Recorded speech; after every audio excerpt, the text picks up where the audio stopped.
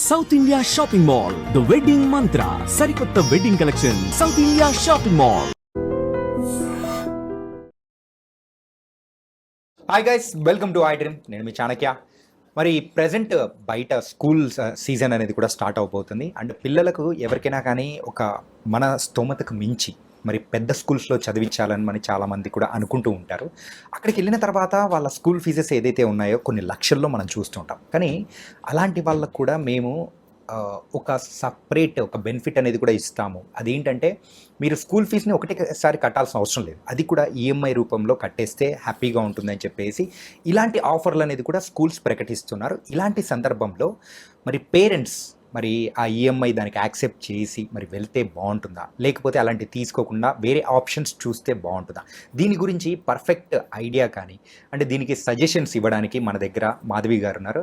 ఆవిడ certified financial planner అనమాట. ఆవిడని అడిగి తెలుసుకుందాం. Hi ma'am. హలో అండి. అండ్ స్కూల్ సీజన్ స్టార్ట్ అవబోతుంది.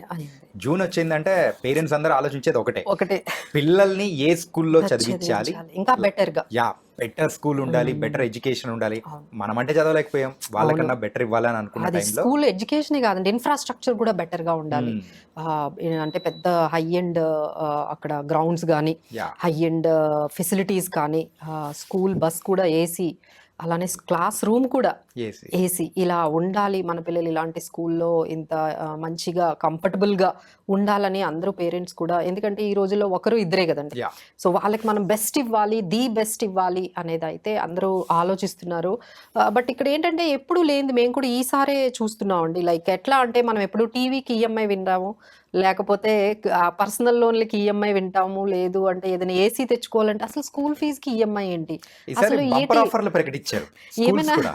ఏమైనా ఏంటి, అసలు ఏంటి, ఏం జరుగుతుంది, ఏం ట్రెండ్స్ అన్ని సెట్ చేస్తున్నారు వీళ్ళందరూ, ఎలా మనల్ని డెట్ ట్రాప్ లోకి, అంటే మనల్ని అందరినీ కూడా ఒక స్ట్రెస్డ్, ఫైనాన్షియల్ గా స్ట్రెస్ ఉన్న ఆ సిచ్యువేషన్ కి మనల్ని తీసుకెళ్లిపోతున్నారు మనకు తెలియకుండానే. సో అసలు యాక్చువల్ గా అసలు ఏం జరగాలి? ఇప్పుడు ఎగ్జాంపుల్ మేమే తీసుకున్నాం అనుకోండి, స్కూల్ ఫీజు ఆల్మోస్ట్ 2.5 lakhs. దాని తర్వాత ఇక ట్రాన్స్పోర్ట్ కానీ లేకపోతే ఫీజు అవన్నీ కూడా మనం చూసుకున్నట్లయితే ఆల్మోస్ట్ ఇంకొక 1 lakh యాడ్ అయిపోతుంది. సో దీని తర్వాత మళ్ళీ మా అమ్మాయికి ఇంకో స్కూల్ తర్వాత ఇంకో ట్యూషన్ కూడా ఉంటుంది.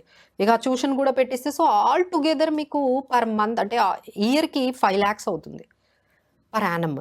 ఓకే, అంటే ఒక person, normal person year income అది. సో ఇప్పుడు పర్ మంత్ ఎంత అవుతుంది? 40,000 అవుతుంది. So how many people at least అంటే వాళ్ళ లెవెల్లో చూసుకుంటే కొంతమందికి పర్ మంత్ 20,000 30,000 పర్ మంత్ అనేది ఇట్స్ కామన్ కదండి. ఇంకా ఇద్దరు పిల్లలు ఉన్నారంటే పర్ మంత్ మీకు 60,000 అవుతుంది.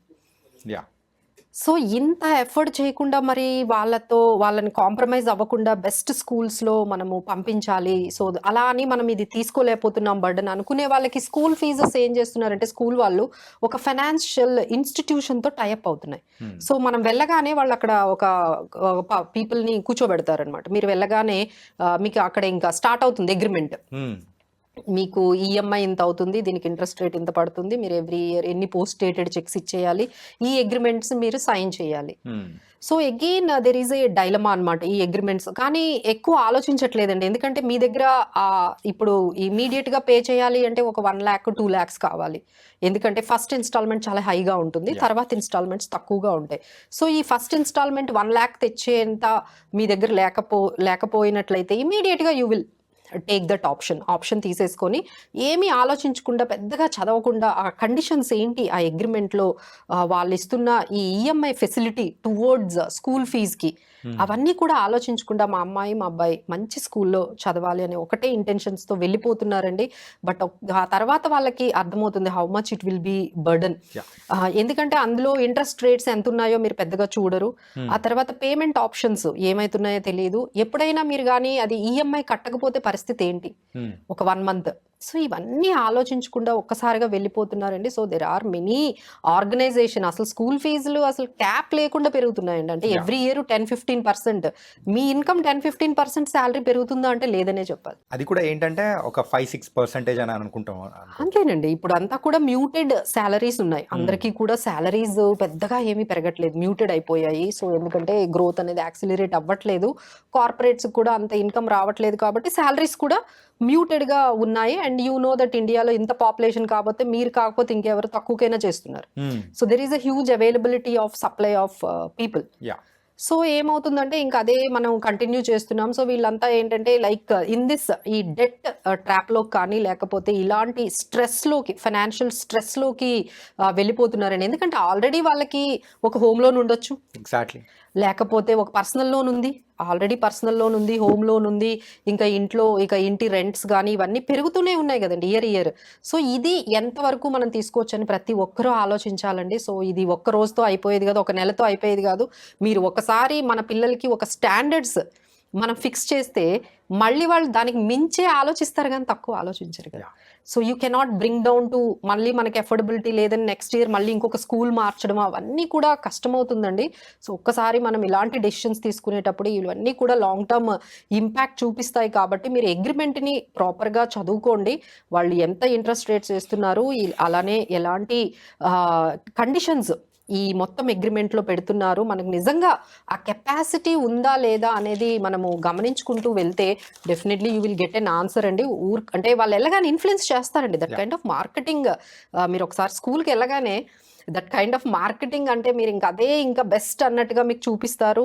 అది మీకు చాలా ఈజీ, ఇదంతా చాలా ఈజీ అండి అన్నట్టుగా మనకి వాళ్ళు మనకు ఒక పిక్చర్ లాగా చూపిస్తారు అనమాట. But that's not so easy అండి. వాళ్ళు చెప్పినంత అయితే ఈజీగా ఉండవు. సో ఒక్కసారి ఈ హైయర్ ఎడ్యుకేషన్ గురించి ఇంకొకసారి ఆలోచించాలండి. అలానే ఇది ఒక్కటే కాకుండా ఇంకేదైనా వాళ్ళ పిల్లల్ని ఇంకా ఫ్యూచర్లో చదివించాలి అంటే ఇట్ మైట్ బి ఇంటూ క్రోర్స్లోనే అవుతుంది. కొంతమందికి 50 lakhs, కొంతమంది 30 lakhs based on the stage what they have taken the courses, వాళ్ళు తీసుకునే కోర్సెస్ బట్టి. సో వాటన్నిటికీ మనం ఏం చేయాలంటే కొంచెం ఇన్వెస్ట్మెంట్స్, ఈ సేవింగ్స్ ఇవన్నీ స్టార్ట్ చేస్తే చాలా మంది, నేను అదే అనుకుంటానండి, స్కూల్ ఫీజులు కూడా క్రెడిట్ కార్డ్తో కడుతున్నారు, which I feel very bad.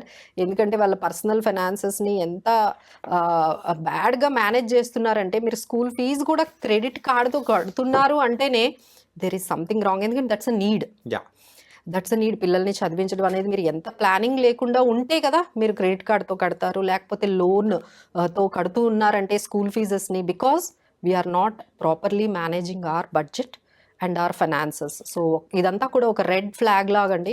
So ఇమీడియట్గా మనం ఏం చేయాలంటే మనం ప్రాపర్ బడ్జెటింగ్, ప్రాపర్ ఫైనాన్సెస్, లేకపోతే ప్రాపర్ ఇన్వెస్ట్మెంట్స్, వాళ్ళకి అవసరం అవుతుందో ఫ్యూచర్లో మనం ముందుగానే ఆలోచించి మీరు ఏమైనా స్మాల్ ఇన్వెస్ట్మెంట్స్ ఇవన్నీ స్టార్ట్ చేస్తే అట్లీస్ట్ వాళ్ళ హైయర్ ఎడ్యుకేషన్కైనా హయ్యర్ లోన్స్కి వెళ్లకుండా మనం ఈ డెప్ట్ ఫైనాన్షియల్ స్ట్రెస్లోకి వెళ్లకుండా మనకు ఉంటుందండి. Better you start investing and pay the fees with better. అంటే మనం ఒకసారి పే చేసామంటే చాలా డిస్కౌంట్ ఇస్తారు instead of taking this EMIs and all these things అండి. So better you understand all those things. మన కెపాసిటీ బట్టే మన పిల్లల్ని ఎంతవరకు స్కూల్ ఫీజ్ విషయంలో అయితే ఈఎంఐ ట్రాప్ లో పడకుండా ఉంటేనే బెటర్ అని కూడా మీరు అంటున్నారు. ఒకవేళ పడ్డాము అంటే తర్వాత మాత్రం బయటికి రావడం చాలా కష్టం. ఎందుకంటే పిల్లల్ని ఊరుకూరుకునే స్కూల్ మాన్పించలేం కదండి.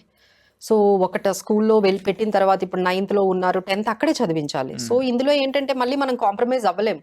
ఒకసారి ఎంట్రీ తీసుకున్న తర్వాత మళ్ళీ ఇంకొక స్కూల్లో మనం ఎఫర్ట్ చేయట్లేదని ఇంకో స్కూల్లో జాయిన్ చేయడం, పిల్లలు కొంచెం డిస్టర్బ్ అవుతారు.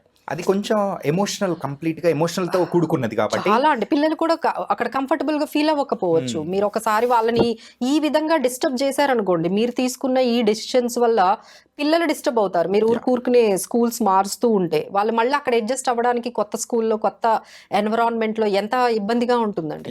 సో ఒక్కసారి మీరు జాయిన్ చేసే ముందే can we continue in the same fees? మనం 3 lakhs per annum, 5 lakhs per annum, ఏదో ఒక లిమిట్ పెట్టుకొని ఓకే ఈ బడ్జెట్లో మన పిల్లల్ని బెస్ట్ ఉన్న దాంట్లో బెస్ట్ స్కూల్ని ఏదైతే ప్రొవైడ్ చేయగలమో అదే చేయాలండి. అదర్వైజ్ మళ్ళీ మనం ముందుకు వెళ్ళి వెనక్కి వస్తే పిల్లలు అనవసరంగా డిస్టర్బ్ అవుతారు. సో దీని గురించి అయితే చాలా చక్కటి వివరణ అనేది కూడా ఇచ్చారు ma'am. So thank you so much. ఎవరైతే పేరెంట్స్ ఉన్నారో మరి స్కూల్ ఫీజులకు మరి ఈఎంఐ బంపర్ ఆఫర్లు ఇస్తున్నామని స్కూల్స్ అన్నప్పుడు మాత్రం ఆ ట్రాప్లో మెయిన్గా పడద్దు అని చెప్పేసి మాధవి గారు చాలా చక్కగా వివరించారు. ఒకవేళ పడ్డారు అంటే మాత్రం నిజంగా దాని నుంచి బయటికి రావడం కూడా చాలా కష్టం. ఒక్కసారి వాళ్ళు ఎంత టెంప్ట్ చేస్తున్నా కానీ అది ఉన్నాయి ఇది ఉన్నాయి అని చెప్తున్నా కానీ ఆ ట్రాప్లో పడకండి, మీరు జాగ్రత్త పడండి. సో మరో ఇంటర్వ్యూతో మళ్ళీ దాంతో take care. This is your Chanakya.